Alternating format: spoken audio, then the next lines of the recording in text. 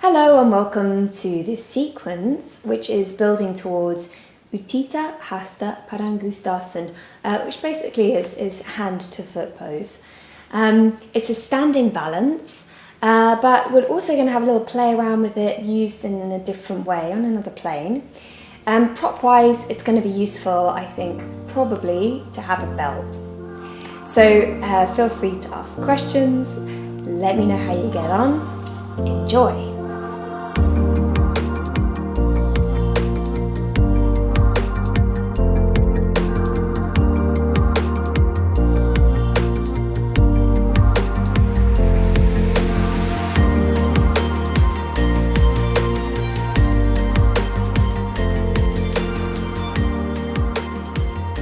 Bring your hands out in front of you and connect your thumb to the tip of your ring finger. This finger in yoga relates to the element of earth, and so this mudra represents grounding.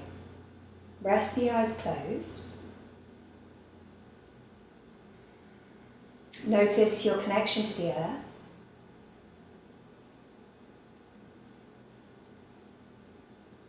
And feel that you've placed it with great care and awareness so that it feels like it's a very good foundation, very steady, very stable, something you can really trust in.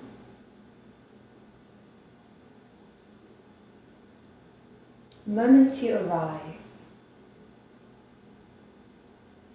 We have a few standing balances today, so just taking this time to feel grounded, feel steady is going to be really helpful for the rest of our sequence.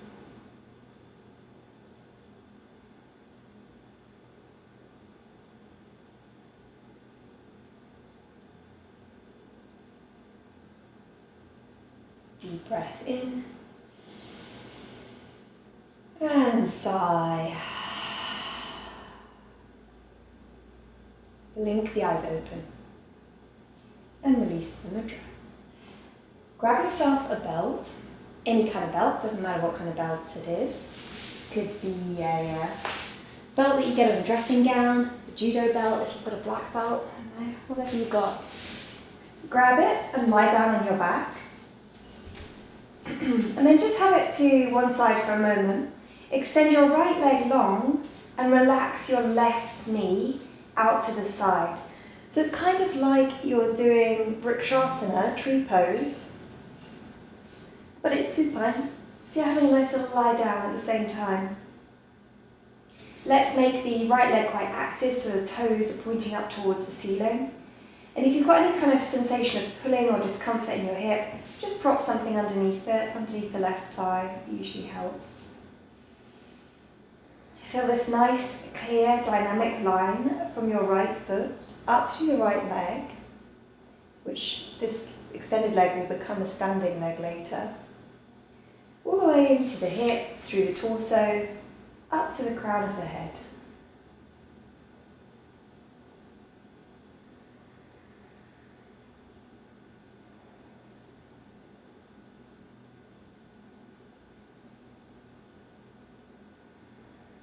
And then draw that left knee back up.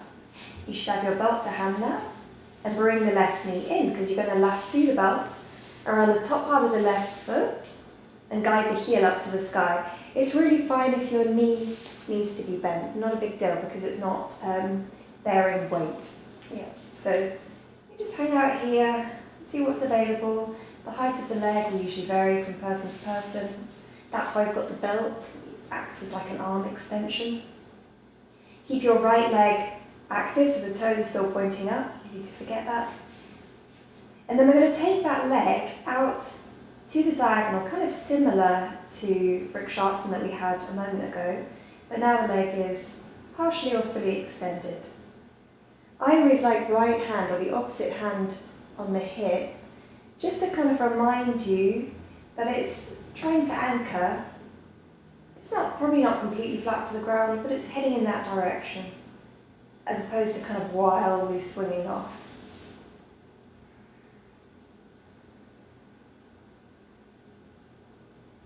Probably what you'll notice is that the leg doesn't go flat onto the ground if you keep thinking about that other side, drawing towards the earth. This is quite a normal range of movement, yeah, that the leg is not flat on the ground, yet somewhere along this diagonal. This is important later. Bring the leg back up, bend the knee back in, and just switch over. So you bend your right knee, extend your left leg, and again, just start with this little supine tree. Active left leg.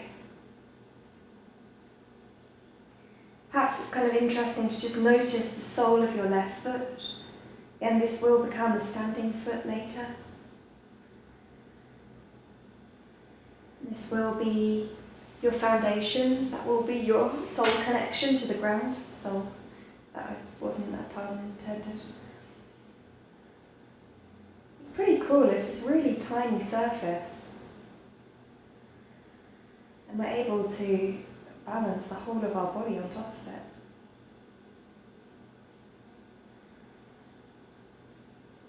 So then bring the knee back up.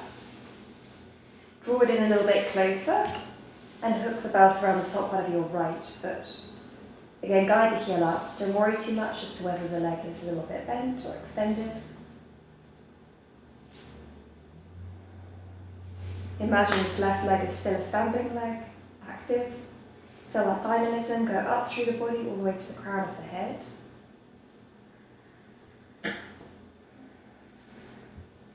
And then left hand, left hip can be kind of useful as you take your right leg out to the right diagonal and notice where is the point when, for you, when your left side really starts to peel up off the ground dramatically. So for me, if I go past this point, it all starts to go. So I know that when I come to my standing posture later, my leg is probably going to be somewhere around here if I'm not twisting the body wildly. It's kind of nice, you've just got the floor as a reference, you sort of feel where everything is because you have the ground touching.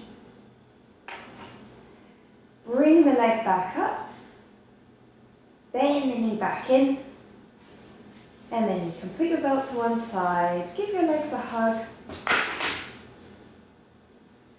and find your easiest route to sit. Roll onto your side, or rock your way up, and come into all fours. From all fours, always a nice opportunity to do a little bit of moving cat. You can do a standard moving cat, flexing and extending the spine. Or you can freestyle a little bit and barrel the spine around and sway the hips. Whatever feels nice for you.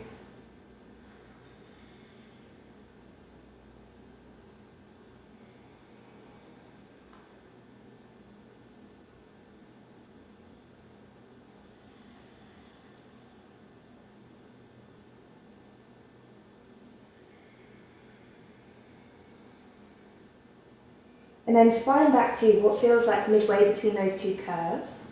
Take the left leg back and away behind you. Spin the left heel down and take the left side of the chest and arm up to the sky. Push firmly down through your foundation, so you've got a hand, a knee and a shin at the moment, because you're going to see if you can lift your back foot up off the ground. So it's kind of like Ardha Chandrasana, a standing posture that's coming later. If you would like to explore on a variation from this, then you bend that top knee, reach your top hand around towards your top ankle and hold on. And this is kind of similar to Chapasana, which is a variation of Ardha Chandrasana, sort of bound variation. And no worries at all if that is not quite ready to go. Just stick with the first bit.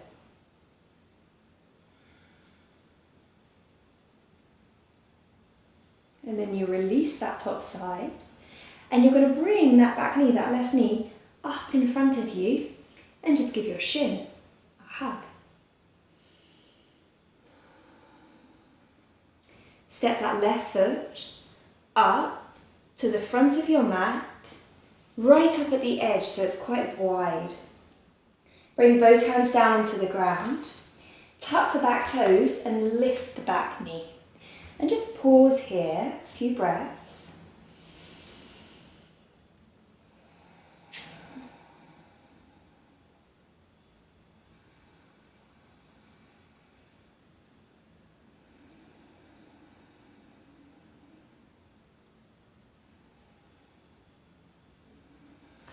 I'm going to step back to plank. Again, good foundation, spread palms, step back and come into side plank on your right hand. Sweep the left arm up overhead, stack the pelvis. Usually one side will want to swing back. See if you can bring it so that it's really stacked. And have your underneath hand just slightly forwards of your shoulder. If this is too strong on your wrist, put your forearm down instead. If it's just generally way too strong, go back to this old friend. Bring the top hand down onto the ground. And then let's lower both knees to the ground. Bend your elbows and come down onto your front. Roll the shoulders back and away. Cobra low back bend.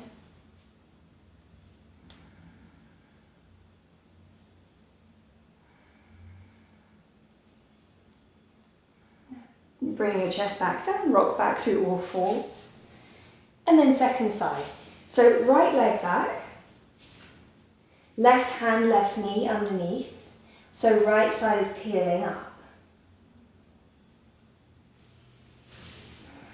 Hover the back foot up off the ground. Certainly leave it at that. Or if you feel steady already, then you can bend your top side, bend your top knee. Then reach the hand back towards the ankle. Balance on all of this is easier if you look down, less easy if you look straight forwards. Trickier still if you look up to the sky. And then this top knee, your right knee, is going to draw up in front of you and you give your shin a squeeze, same as before. That little squeeze of the shin helps you to guide your right foot up to the edge of your mat. And then both hands come down under the shoulders. Tuck back toes, lift back knee. Active back leg.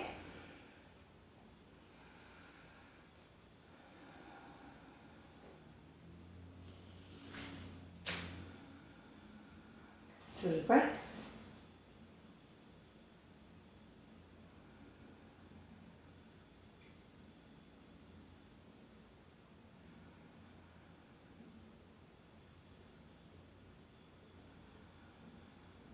And then step back to plank.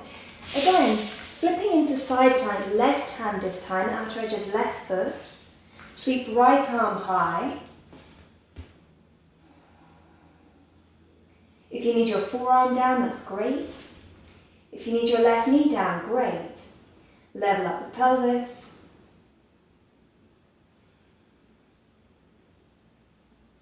And then bring your top hand back down onto the ground. Lower your knees, bend your elbows down onto your front. Inhale, back bend. Up dog if you prefer.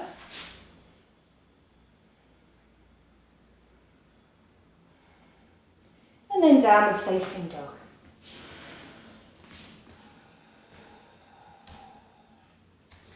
Five breaths here.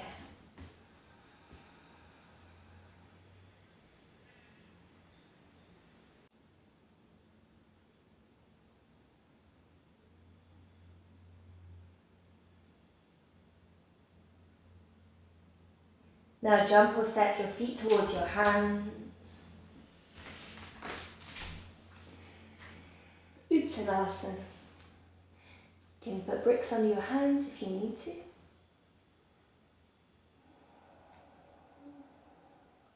And then Ardha Uttanasana, slide your hands up onto your shins, or if you're on bricks, then great, just extend your arms.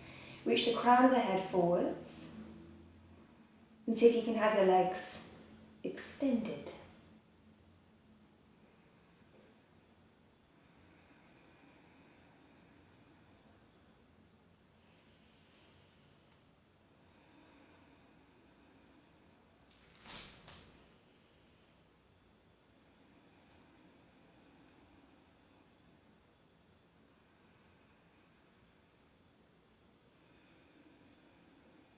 Nice. Now bring both hands down to the ground.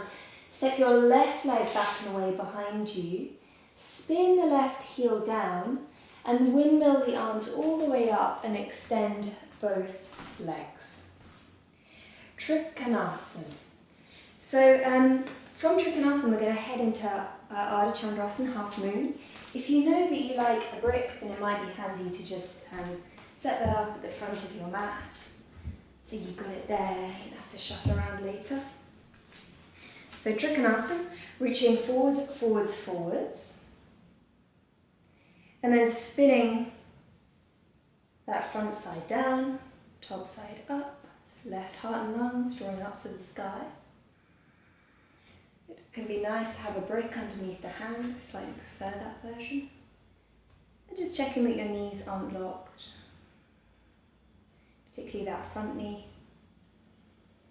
You can kind of imagine your shin just slightly pushing forwards. Feel the relationship between your low ribs and the top of your pelvis. Then note that the spin, the twist is coming from your thoracic spine, not from your lower back. Yeah, coming from the heart and lungs, this area. Can we transition straight into Ardha Chandrasana? So front knee bends. Let's do top hand, top hip for now. Take your brick with you if you need it. Scoot the back foot in a little bit and then hop the back hip, back leg up off the ground. Again, keep that relationship, pelvis and low ribs. Spin the heart and lungs up and then maybe unfurl the top arm. Certainly stay here or turn it into Chapasana if that was available to you when we were in our little warm-up sequence.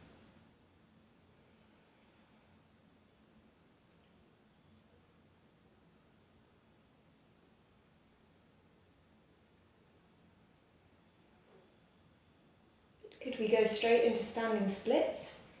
I feel like, yeah, why not? Both hands down, drop the hips into parallel. It's fine if that means your leg goes really low, not a problem. And then all the way up to stand, so bend both knees and bring that left leg up in front of your chest and give it a squeeze again. I'll turn around just for ease. You're going to keep your left leg up in front of you. And here we go, here's our standing balance. Right hand, right hip, take your left knee out to the diagonal. You can stay here. You can stay here and feel the nice long dynamic line that we had when we were lying down. So your standing leg is rooting into the earth, crown of the head towering up towards the sun. If you feel you'd like to go further, you take your belt, you wrap it around the top part of your left foot, and you guide the heel forwards and out to that same diagonal. So it's the diagonal that you had when you were lying down on the ground, probably. In other words, not wildly back here. Yeah, somewhere probably off from that front diagonal. You may find that you don't really need a belt. In which case, you make the peace sign with that left hand. You hold on to the left big toe, guide the heel forwards, and then again out to the same diagonal. If you've been hugging your shin for a long time now because you're choosing not to do this, then how about you go into tree? Left foot on inner thigh. If you're in Utthita Hasta Padangusthasana, hand to foot pose, can you take the opposite arm straight out to the side? And maybe even look to that hand, with the option of Prithvi Mudra, which is thumb to ring finger.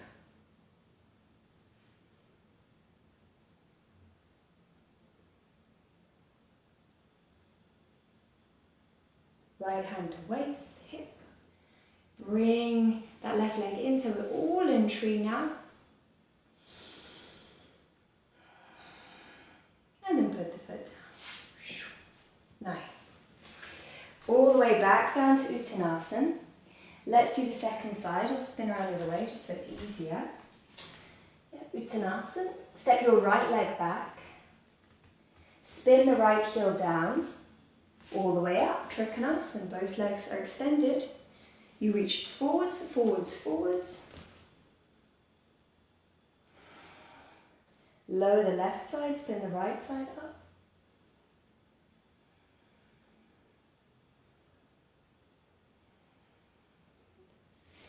Again, if you want bricks, should have thought about that sooner. You want bricks, then arrange it underneath your hand.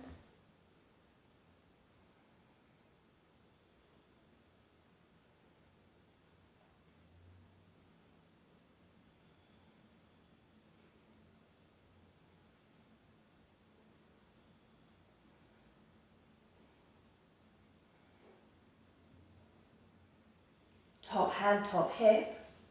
Bend front knee. Take the brick with you if you need it. Step your back foot in. Then hover the top side up and open. Maybe top lung and arm reaches up. Maybe Chapasana, but that's not essential.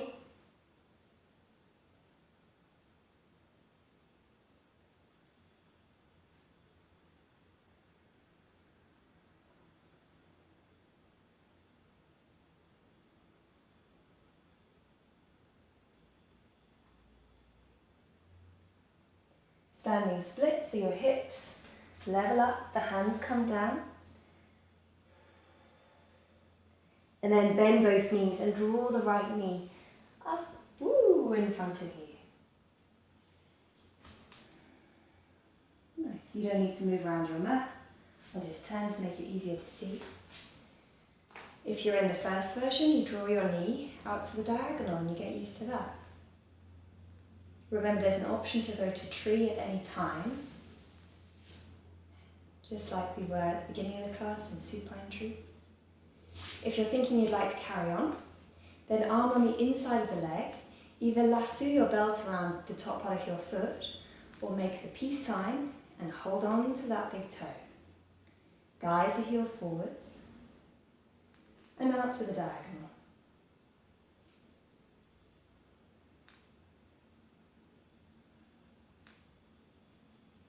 Strong dynamic line. And then the left arm is out to the side with the option of Prithvi Mudra to just remind us of Earth. Maybe even looking that way.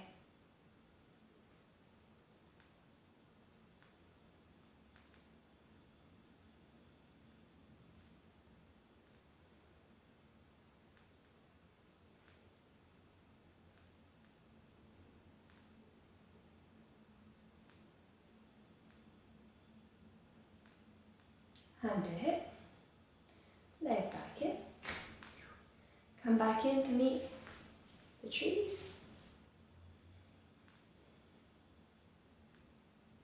And then feet down on the ground. Again, slide down into Uttanasana. Now this time you can step or jump back to Chaturanga.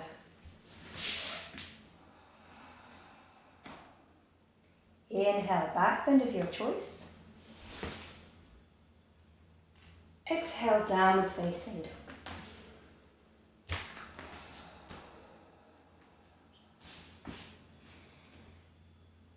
Great, so remember if you chose tree, or if you chose Hasta Padangusthasana, you're going to rock your weight forwards and come into side plank and do the same here. So flip onto your right hand. Draw the left side up. If you chose tree, top foot goes into tree. Your wrist is complaining, put your forearm down. If you chose hand to foot pose, have a go at bringing it up.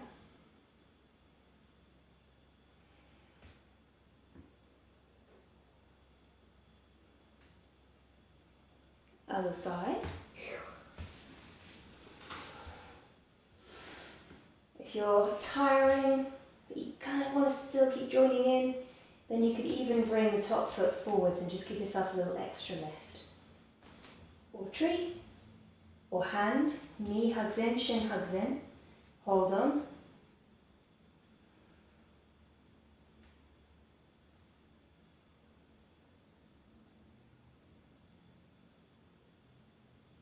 Brilliant. And then back to plank.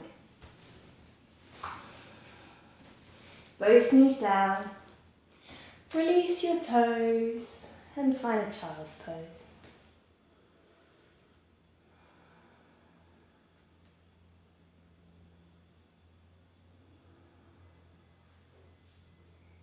Feel how the amount of your body that is touching the ground, that is on the earth, is much larger now. You can really let that feel reassuring, comforting.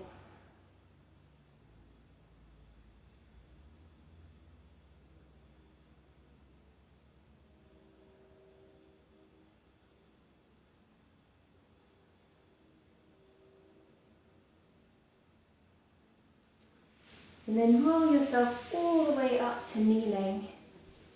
And from kneeling, just bring your right hand, left thigh and do a gentle twist.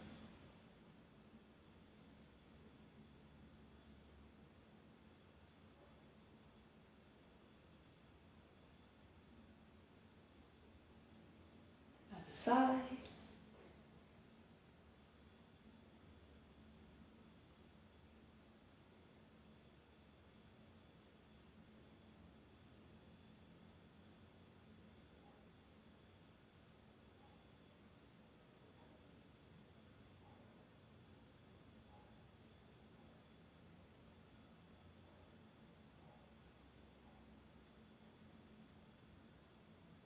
Come back round and then collect up your 2 bricks and set up a passive back bend. So actually any back bend you like, but it could be this one where you put a high setting for the head and a medium setting for the heart, or it could be the equal sign that we do quite often. If you find all of this a little bit too strong, then grab a blanket, roll it up into a tube and just place it underneath your heart space. That's usually kind of a nice gentle version of the passive back bends. That's something you can really melt onto and enjoy. Again, you have this whole nice, wide surface area in contact with the earth. You're very steady, stable.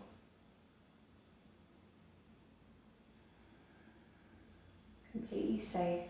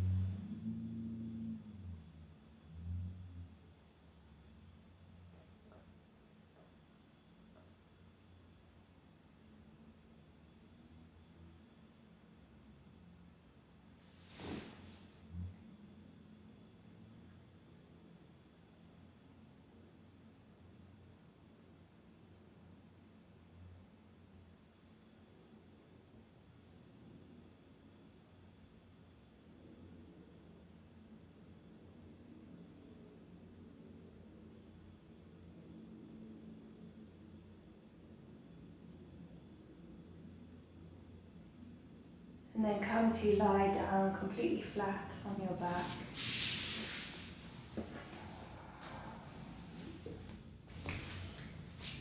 Settling into Shavasana, getting rid of the bricks, getting cozy, comfortable. And if you like, you can even just rest your thumb tips to your ring fingertips and lay there with Prithvi Mudra. I'm grounded, I'm steady. Nothing to do, nowhere to be. This is it.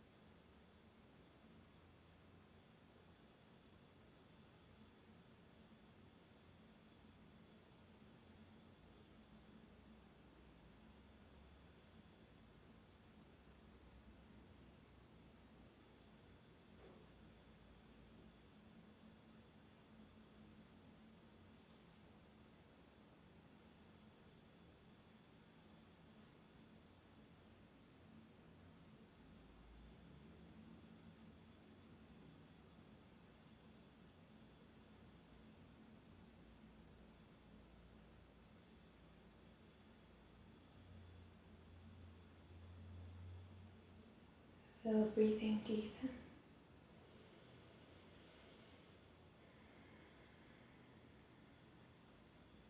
And then one by one, draw the legs in towards your chest. Roll onto your side. Press your way back up to sit.